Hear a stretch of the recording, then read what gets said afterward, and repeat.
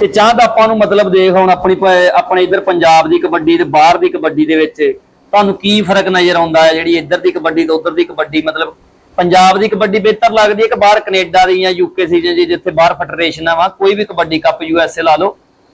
ਭਾਜੀ ਫਿਲਹਾਲ ਤੇ ਆਪਣੀ ਖੇਡਣੇ ਪਾਕਿਸਤਾਨ 'ਚ। ਹਾਂਜੀ। ਤੇ ਇੱਥੇ ਰੱਬ ਬੜੀ ਇੱਜ਼ਤ ਦੇਣ ਡਿਆ ਵਾ, ਜਿੱਦਾਂ ਵੀ ਆ ਟੂਰਨਾਮੈਂਟ ਕਰਾਉਂਦੇ ਆ ਲੋਕ ਆ ਪਿੰਡਾਂ 'ਚ, ਨੈਸ਼ਨਲ ਹੁੰਦੀ ਆ, ਜੋ ਵੀ ਹੁੰਦਾ ਬਹੁਤ ਤਗੜੇ ਮੈਚ ਹੁੰਦੇ ਆ। ਤੇ ਬਾਕੀ ਉਹ ਕਬੱਡੀ ਦਾ ਤੁਹਾਨੂੰ ਪਤਾ ਹਾਈ ਲੈਵਲ ਦੀ, ਉੱਥੇ ਸਾਰੀ ਦੁਨੀਆ ਦੀ ਕਰੀਮ ਆਈ ਹੁੰਦੀ, ਸਾਰੀ ਦੁਨੀਆ ਦੇ ਪਲੇਅਰ ਆਏ ਹੁੰਦੇ।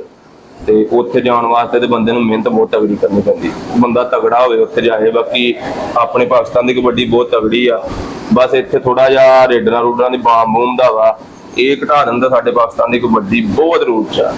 ਬਾਕੀ ਆ ਕਿ ਉਹਨਾਂ ਦੀ ਕਬੱਡੀ ਤਗੜੀ ਹੈ। ਤੁਸੀਂ ਹੋਰ ਉਤਲੇ ਲੈਵਲ ਤੇ ਖੇਡੋ, ਕਿੰਨੀ ਕੁ ਮਿਹਨਤ ਕਰਨੀ ਪੈਂਦੀ ਹੈ ਜਾਂ ਤਾਂ ਆਪਾਂ ਨੂੰ ਕਬੱਡੀ ਦੇ ਵਿੱਚ ਦੇਖੋ ਨਾ ਵੀ ਕਈ ਲੋਕ ਕਹਿ ਦਿੰਦੇ ਆ ਵੀ ਇਹ ਖਿਡਾਰੀ ਆ ਟੀਕੇ ਆ ਜਾਂ ਕੋਈ ਡੱਬੇ ਆ ਮੈਡੀਸਨ ਖਾਂਦੇ ਯੂਜ਼ ਕਰਦੇ ਆ।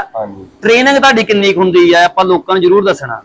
ਭਾਜੀ ਮੈਂ ਜਦੋਂ ਸ਼ੁਰੂ ਕੀਤੀ ਨਾ ਟ੍ਰੇਨਿੰਗ, ਮੈਂ ਭਾਜੀ ਤਕਰੀਬਨ ਸੁਬਾਹ ਉੱਠਦਾ ਹੁੰਦਾ ਸੀ, ਘਰ ਦੇ ਹਾਲਾਤ ਵੀ ਏਡੇ ਠੀਕ ਸੀ, ਸ਼ੁਰੂ ਤੋਂ ਅਸੀਂ ਠੀਕ ਆ ਨਾ ਏਡੇ ਮਾੜੇ, ਬਾਕੀ ਆਪਣਾ ਗੁਜ਼ਾਰਾ ਆਪਣਾ ਠੀਕ ਸੀ।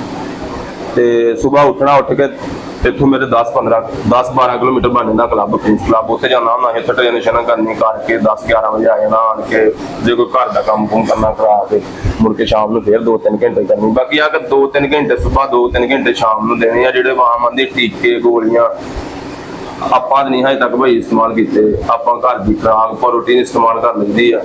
ਤੇ ਬਾਕੀ ਟੀਕੇ ਟੂਕਿਆਂ ਦਾ ਨਹੀਂ ਪਤਾ ਤੇ ਨਾ ਹਜੇ ਤੱਕ ਪਤਾ ਹੀ, ਅੱਗੋਂ ਕੋਈ ਰੱਬ ਨਾ ਕਰਾ ਦੇ ਕਰੀਏ, ਬਾਕੀ ਹਜੇ ਤੱਕ ਕੋਈ ਚੀਜ਼ ਨਹੀਂ। ਬਾਕੀ ਇਹ ਨਹੀਂ ਕਰਨੇ ਚਾਹੀਦੇ, ਜਿਹੜਾ ਕਰਦਾ ਹੈ ਨਹੀਂ ਅੱਛੀ ਚੀਜ਼। ਆਪਣਾ ਦੇਸੀ ਖੁਰਾਕ ਖਾਓ, ਘਰ ਦੀ ਖੁਰਾਕ ਨਾ ਕੱਢੋ, ਦੁੱਧ ਦਹੀਂ ਖਾਓ, ਇਹਦੇ ਨਾਲ ਦੀ ਚੀਜ਼ ਬਣੀ ਗਈ। ਤੇ ਮਿਹਨਤ ਤਕਰੀਬਨ 2-3 ਘੰਟੇ ਸੁਬਾਹ, 2-3 ਘੰਟੇ ਸ਼ਾਮ ਨੂੰ ਕਰੋ, ਬੰਦਾ ਤਗੜਾ ਹੋ ਜਾਂਦਾ ਬਈ। ਕੋਈ ਇੱਕ ਐਸਾ ਮੇਲਾ ਹੁੰਦਾ ਆ ਮਤਲਬ ਪੰਜਾਬ ਦਾ ਜਿੱਥੇ ਬੰਦੇ ਨੂੰ ਪਤਾ ਹੋਵੇ ਯਾਰ ਆ ਇਸ ਮੇਲੇ ਤੋਂ ਬਾਅਦ ਮੇਰੀ ਗੁੱਡੀ ਚੜ ਗਈ ਹੈ, ਇਸ ਮੇਲੇ ਤੇ ਮਤਲਬ ਲੋਕਾਂ ਨੇ ਬਹੁਤ ਪਿਆਰ, ਆਵਾਮ ਦਾ ਬੜਾ ਪਿਆਰ ਲੱਭਾ ਆ, ਜਿਸ ਮੇਲੇ ਤੁਸੀਂ ਬੈਸਟ ਵੀ ਹੋਏ ਹੋਵੋ, ਕਿਹੜਾ ਕੋਈ ਯਾਦਗਾਰੀ ਐਸਾ ਮੈਚ ਹੈਗਾ ਤਾਂ ਤੁਸੀਂ ਜਰੂਰ ਆਵਾਮ ਦੇ ਨਾਲ ਸ਼ੇਅਰ ਕਰੋ?